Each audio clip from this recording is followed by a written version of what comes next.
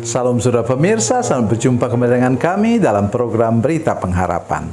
Saudara pemirsa, saya mengajak kita untuk beriman bahwa Tuhan akan kembalikan kepada kita sukacita damai sejahtera yang sudah dikerjain oleh iblis, dimatikan oleh iblis. Mari kita berdoa sebelum kita lebih jauh mendengarkan firman Tuhan ini. Bapa, dalam nama Yesus kami mengucap syukur kepadamu Tuhan untuk firman Tuhan yang ajaib dan luar biasa yang sebentar akan kami dengar. Tuhan, jamah hati dan pikiran kami.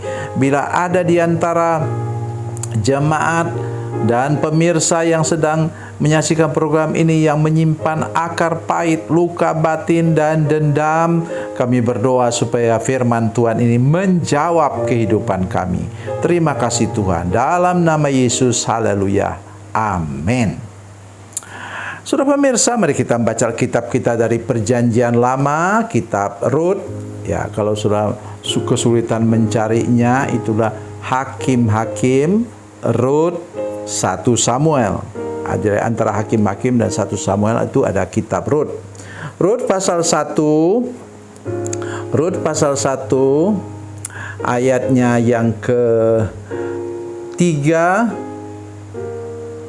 ya, ayat yang ketiga sampai ayatnya yang kelima, ya, 3 sampai 5. Kemudian matilah Elimelek suami Naomi, sehingga perempuan itu tertinggal dengan kedua anaknya. Keduanya mengambil perempuan Moab, yang pertama bernama Orpa, yang kedua bernama Rut, dan mereka diam di situ kira-kira 10 tahun lamanya. Lalu matilah juga kedua anaknya, yakni Mahlon dan Kilion, sehingga perempuan itu kehilangan kedua anaknya dan suaminya.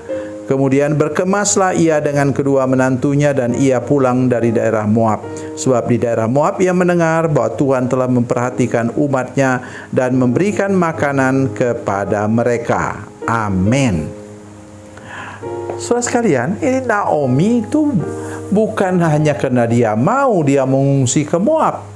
Karena waktu itu ada bala kelaparan terjadi di Israel. Jadi dia mengungsi itu untuk menyelamatkan hidupnya dan terutama kedua anaknya itu yang waktu itu masih kecil. Ya. Jadi pindahlah mereka ke Moab. Jadi ini keluarga bangsawan saudara sekalian. Karena mereka dari suku apa? Suku Yehuda.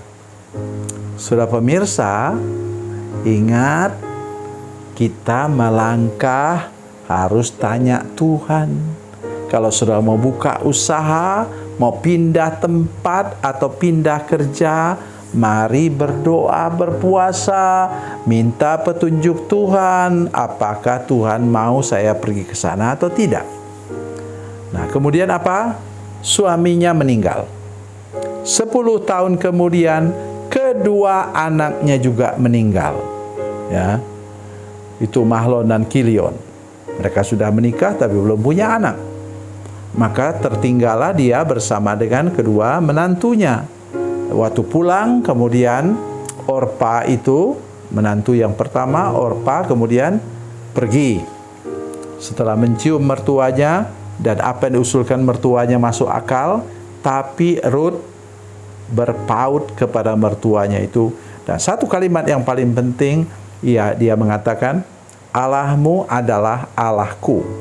Ingat, orang Moab itu orang yang menyembah berhala, ya, pada masa lalu.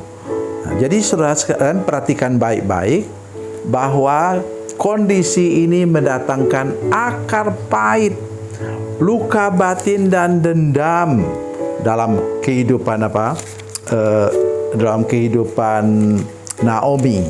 Saudara baca ayat 19. Pasal 1 tadi ayat 19. Dan berjalanlah keduanya sampailah mereka tiba di Bethlehem. Ketika mereka masuk ke Bethlehem, gemparlah seluruh kota itu. Ya, tadi saya sudah katakan mereka orang bangsawan. Karena mereka dan perempuan-perempuan berkata, Naomi kah itu? Tapi ia berkata kepada mereka, jangan sebut aku Naomi, sebutlah aku Mara, sebab yang Maha Kuasa telah melakukan banyak yang pahit kepadaku. Saudara sekalian, bila engkau sekarang, saya sudah katakan tadi, mengalami hal yang pahit, ya mungkin yang meninggal bukan suamimu, atau bukan istrimu, atau bukan anakmu, tapi yang mati ialah usahamu, bisnismu mati. Jadi tolong ingat ini baik-baik saudara-saudara sekalian, dan jangan pernah lupa bahwa apapun yang mati dalam kehidupanmu, Tuhan berkuasa untuk menghidupkannya kembali. Coba saudara lihat. Menantu tadi yang sudah mengatakan Allahmu adalah Allahku, itu kemudian yang menjadi alat lantangan Tuhan. Sehingga kemudian membuat Naomi kemudian menjadi nenek moyang dari Raja Daud. Luar biasa saudara sekalian. Luar biasa. Menantu ini yang kemudian mencari jelai gandum ke ladang orang, kemudian bertemulah dia dengan Boas dan kemudian menikah. Ini sesuatu yang ajaib dan luar biasa. Bagaimana bisa terjadi kalau bukan Tuhan yang mengatur segala-galanya? Dari atas Tuhan tuh melihat, ya, Naomi menyimpan akar pahit, luka batin dan dendam. Ya. Kenapa saya dulu salah melangkah? Kenapa? Oleh karena itu pesan saya hari ini, jangan pernah menyesali masa lalu. Mari berdamai dengan masa lalu kita. Jangan menyimpan akar pahit, luka batin dan dendam terhadap masa lalu kita. Mari kita memandang ke atas bahwa Tuhan punya rencana. Ia punya orang-orang. Tuhan punya orang-orang untuk menolong saudara-saudara sekalian. Dia buka jalan untuk saudara-saudara sekalian. Coba kita bayangkan. Dan akhirnya kemudian Naomi bisa menggendong anak dari Ruth. Dan itu yang menjadi nenek moyang, tidak terlalu jauh, nenek moyang dari siapa? Dari Raja Daud. Dan kemudian namanya pun disebut sampai kepada apa? Sampai kepada Tuhan Yesus Kristus. Oleh sebab itu sekali lagi pesan saya hari ini, jangan simpan akar pahit, luka batin dan dendam. Mari kita semua berani berdamai dengan masa lalu, seburuk apapun yang terjadi, dan menatap masa depan bersama-sama dengan Yesus dengan sikap hati yang apa? Mau bertobat sungguh-sungguh, lahir baru dan dilepaskan dari kutuk dan melangkah pasti ke masa depan. Karena kita percaya di depan sana Tuhan sudah siapkan orang-orang yang akan mengangkat hidup kita sampai kita mengalami hal-hal yang luar biasa bersama dengan Tuhan.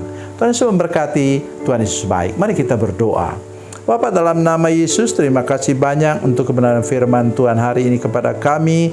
Kami berdoa supaya semua jemaat yang sekarang sedang menyimpan akar pahit, luka batin dan dendam, supaya tangan Yesus yang berlubang paku mencabut semuanya itu, buang ke neraka, dan kami dapat hidup dalam damai sejahtera, dalam salam daripada Tuhan, dan berani berdamai dengan masa lalu, dan menatap masa depan dengan penuh pengharapan. Dalam nama Yesus, haleluya, amin.